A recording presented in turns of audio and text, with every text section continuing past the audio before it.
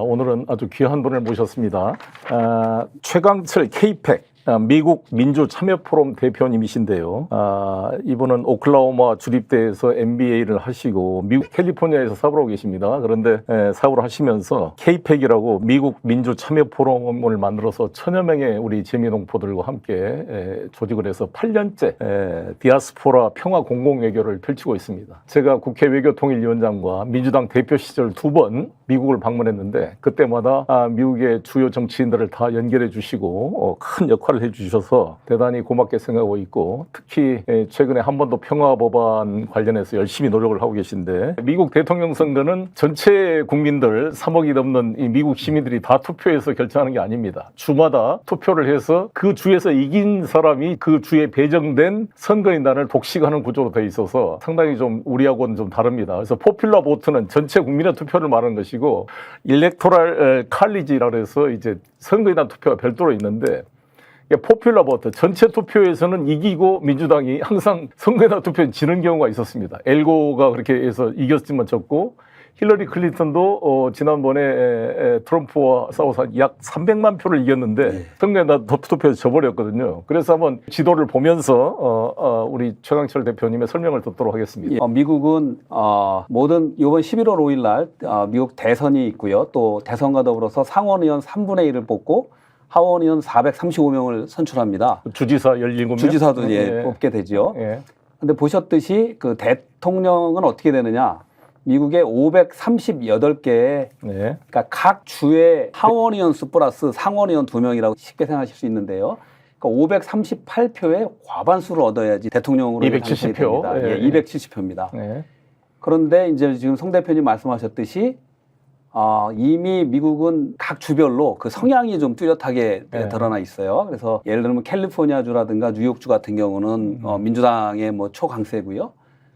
또 나머지 미 중부 지역이라든가 또 대표적인 텍사스라든가 플로리다 같은 경우는 대체적으로 그러니까 공화당에 이제 거의 이렇게 쏠려 있는 형편입니다. 그래서 미국은 그러니까 위너 테이크스 올이라 그래서 거기서 다수를 차지하는 사람들이 그 선거인단을 다 차지하기 때문에 기본적으로 예상되는 해리스 부통령하고 트럼프 전 대통령의 표는 현재로서는 226대 219다. 현재 확보된 거는 이거는 이제 이미 베이스로 이제 깔려 있는 거고요. 그래서 사실 저희가 딴 건 볼 게 없이 그렇습니다. 93개 선거인단이 달려 있는 경합주 스윙 스테이트를 보는 게 이제 일반적입니다. 그래서 현재 러스트벨트로 알려져 있는 위스콘신, 미시간, 펜실바니아가 있고요.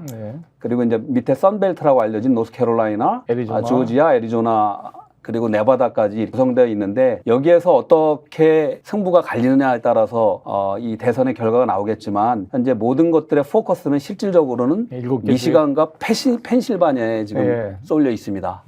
보시면 이 시청자 여러분 지도를 보시면 좌측 아래 캘리포니아 바로 옆에 있는 게 네바다고요. 애리조나입니다. 이게 선벨트라고 합니다. 서부 쪽 선벨트고 우측에 보시면 플로리다 바로 위쪽에 있는 조지아하고 노스캐롤라이나 이게 이제 동부 쪽에 동남부 쪽에 있는 선벨트입니다. 이 4개 주가 지금 소위 말하는 스윙보트, 블루로 갈 거냐, 레드로 갈 거냐, 지금 스윙보트가 있고요. 그 이제 5대5 주변을 보면 여기를 러스트벨트라 그러는데요. 왜 러스트벨트냐?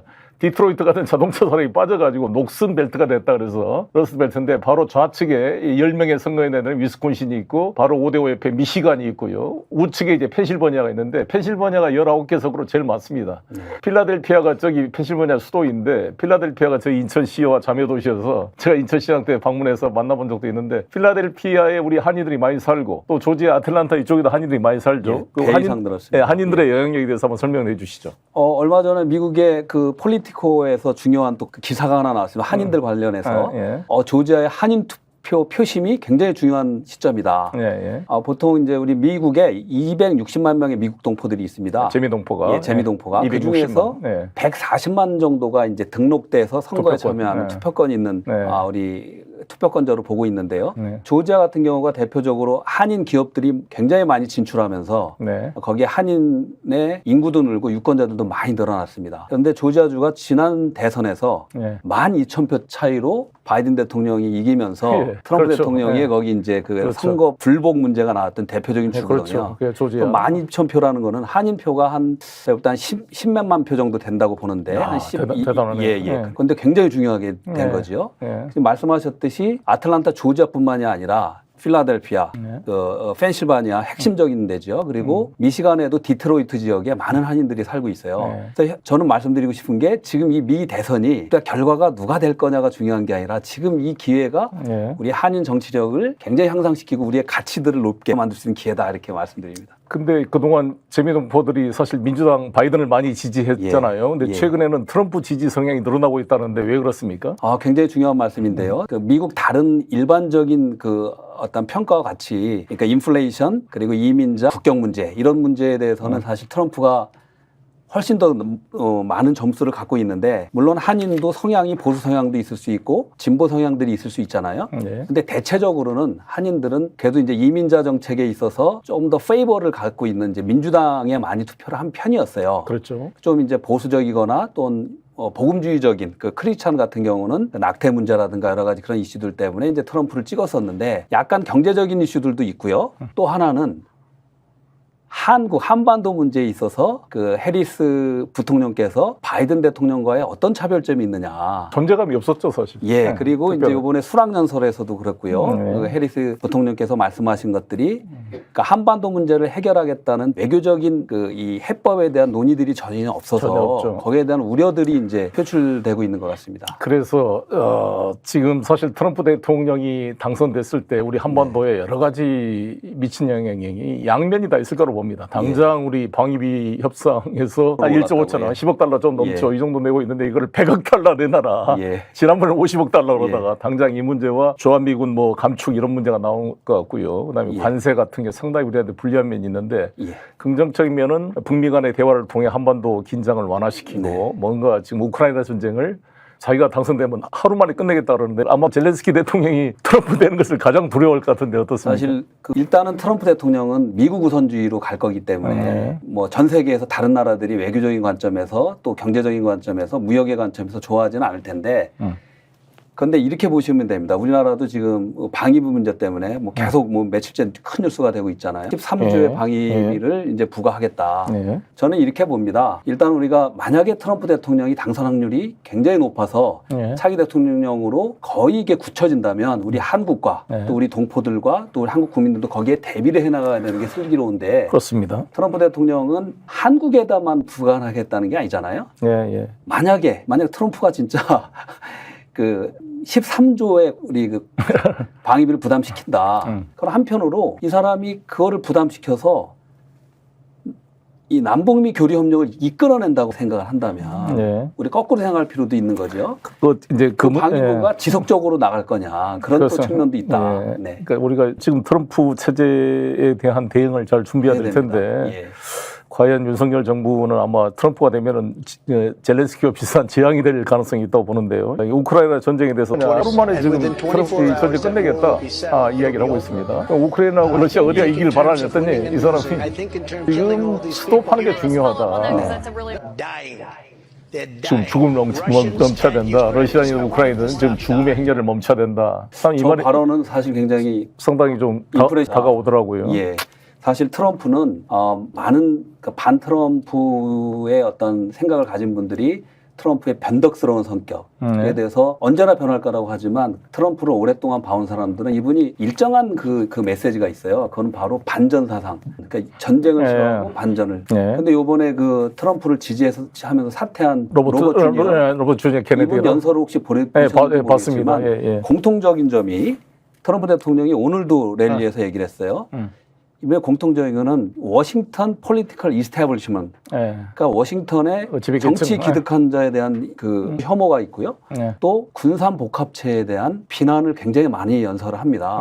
근데 그런 것들이 한국 여론에는 나오질 않아요. 잘 안 나오죠.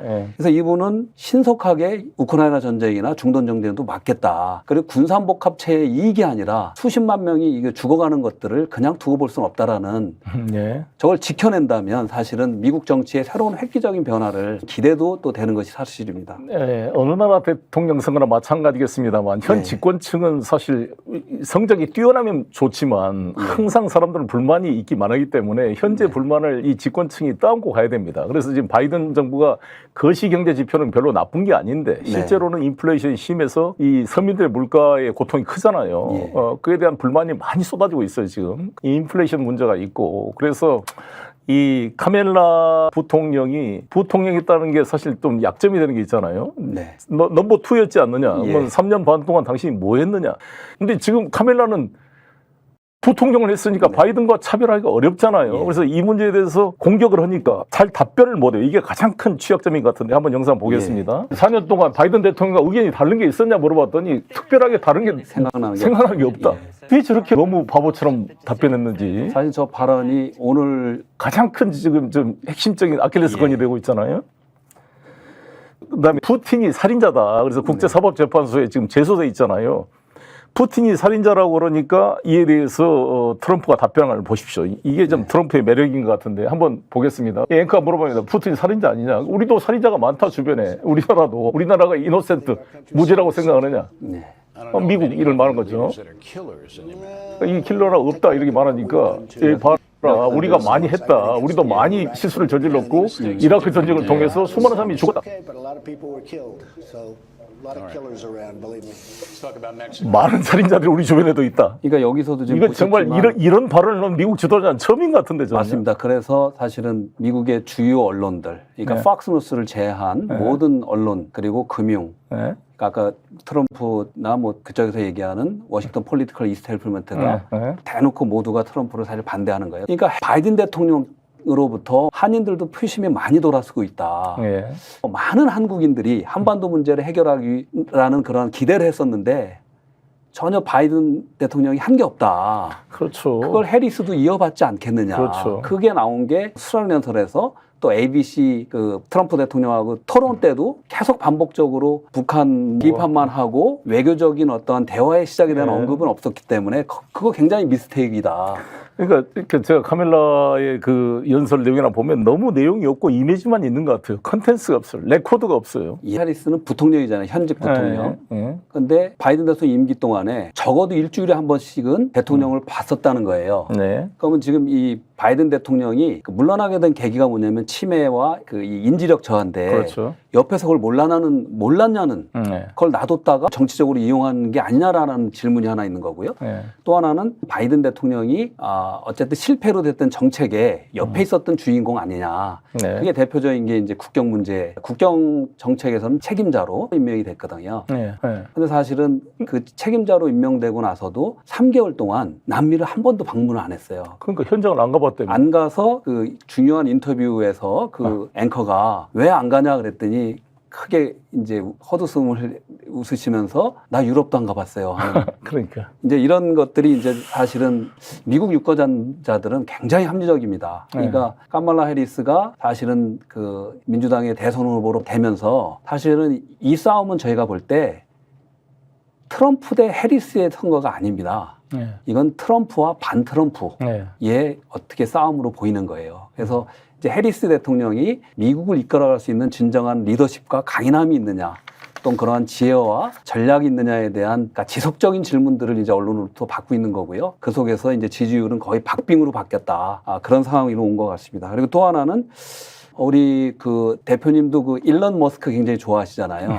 저는 얼마 전에 이제 펜실바니아에서 트럼프 대통령 캠페인을 할 때 일론 머스크가 합류해서 연설한 적이 있는데 짧은 연설이었지만 만세를 부르면서 이렇게 점프하는 그런 사진이 기억나실 거예요. 그때 일론 머스크가 한 말이 미국의 경제와 제도 개혁뿐만이 아니라 민주주의를 위해서도 트럼프가 꼭 당선이 돼야 된다는 말을 했습니다. 그거 어떻게 우리 송 대표님 보시는지 그 말의 의미에 대해서. 그러니까 이게 민주주의라는 게 이 모든 권력은 남용될 수밖에 없거든요. 그러니까 우리 문재인 정부 때 우리는 뭐 집권 당했으니까 별 문제 의식을 못 느꼈겠지만 그때 이 문재인 정부를 사기를 쳐가지고 적폐청산이나 미명하에 수많은 사람을 잡아들이고 5명이 자살하게 만들었던 세력이 바로 윤석열 이 정치검찰 세력이었거든요. 우리는 잘 몰랐죠. 진영 논리에. 그러나 지금 뒤 이렇게 보니까 그때도 똑같이 이런 탄압이 있었어요. 정도의 차이는 있었지만. 근데 그 세력이 그대로 문재인 정부를 속여가지고 권력을 잡은 다음에 대통령, 대법원장 다 구속시켜서 정보를 다 획득하고 이거를 가지고 자신들이 이제 권력을 쿠데타로 잡은 거잖아요. 똑같이 트럼프도 마찬가지일 거예요.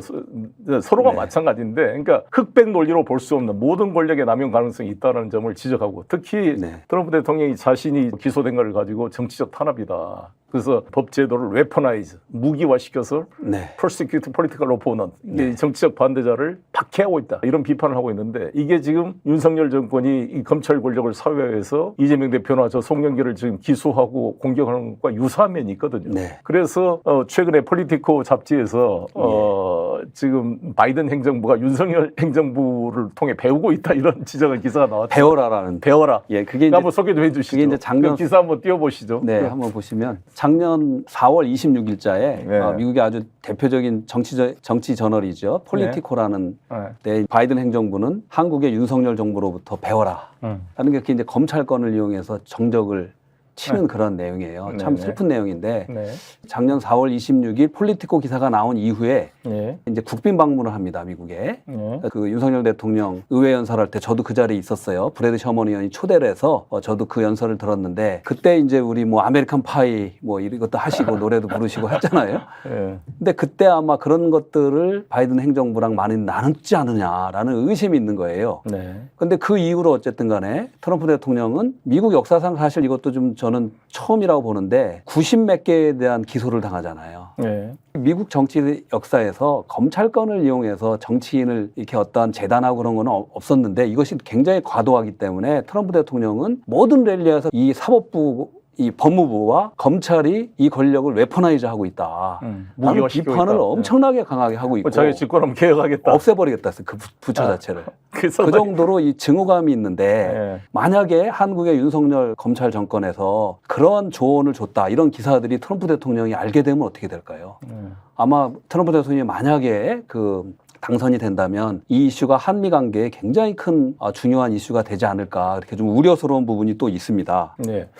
우리나라 입장에서는 한미 관계가 매우 중요합니다. 예. 특히 그 윤석열 대통령 한미동맹 강화를 입버릇처럼 이렇게 떠들고 다닌 분인데 아니, 한미동맹 우리가 보수든 보든 중요하게 생각하지 않는 사람이 있습니까? 자기가 마치 한미관계를 독점하고 이전에는 한미관계가 뭐 파탄났다 이렇게 과장을 하고 있는데 우리가 이해할 수 없었던 것은 그때 낸시 펠로시 미 하원의장 넘버 2 아닙니까? 예, 한국을 방문하셨죠. 한국을 방문할 때 휴가라고 안 만났잖아요. 예, 참 안타깝습니다. 노무현 대통령이 워싱턴 갔을 때 이 낸시 펠로시를 만나려고요 1시간인가 기다렸습니다. 예. 그런 사람을 한미동맹을 강조한 분이 자기 휴가라고 안 만나고 뭐 황당한 일 아닙니까 이거? 그다음에 에릭 트럼프 주니어 트럼프가 여기 한국을 방문했는데 만날 걸로 교섭됐는데 안 만나겠고 뭐 안보실장을 만나라 그랬다 그래서 이게 캔슬이 됐다 그래요. 네.